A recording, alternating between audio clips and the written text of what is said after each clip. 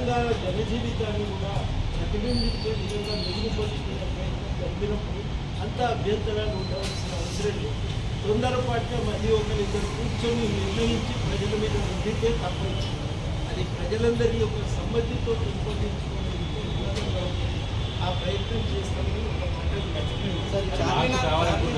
ఒక మాట నేను అనుకుంటున్నాను.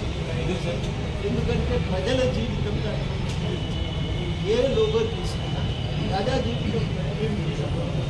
అది ప్రతిబింబించాలి. 4 కట్టడాలను వేసిన ఒక ప్రజా జీవితాన్ని ప్రతిబింబించే ప్రయత్నం ఆ ప్రయత్నం చేయకపోవడమే ఇలా అందరికీ కలిగినటువంటి ఆశయం. సార్ రాచరిక మూలాలు వద్దనుకుంటున్నాం. మీరు ఆ పాటలో కూడా కాకతీయ కళాప్రభు గోల్కొండ నవాబు అనే పదాలు ఇప్పుడు రాచరిక మూలాలు అంటే తెలంగాణ చరిత్రను వైభవాన్ని గుర్తు చేసుకుంటాం. మొత్తం తెలంగాణ వైభవాన్ని మనం యాద్ చేసుకుంటాం. దాంట్లో ఎవరికి లేదు. నేను ఆ జోలికి ఆ చర్చలోకి పోవటం నేను అనేది ఏంటంటే పూర్తిగా ఒక కట్టడాన్ని మీరు తెలంగాణ ప్రజా జీవితం ప్రతిబింబించాలి. ఆ ప్రజా జీవితం ప్రతిబింబించే విధంగా లేదు కాబట్టి దాన్ని సవరించుకోవాలి. అందులో చారిత్రక కట్టడాలు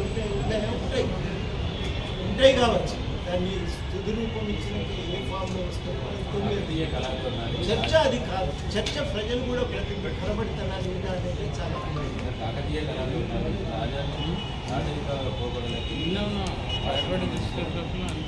అనేది ఏంటంటే ప్రజా జీవితాన్ని తెలంగాణ ప్రజలంటే వాళ్ళ ప్రత్యేకత వాళ్ళ జీవన విధానం ఉంది అత్యుత్తమైన.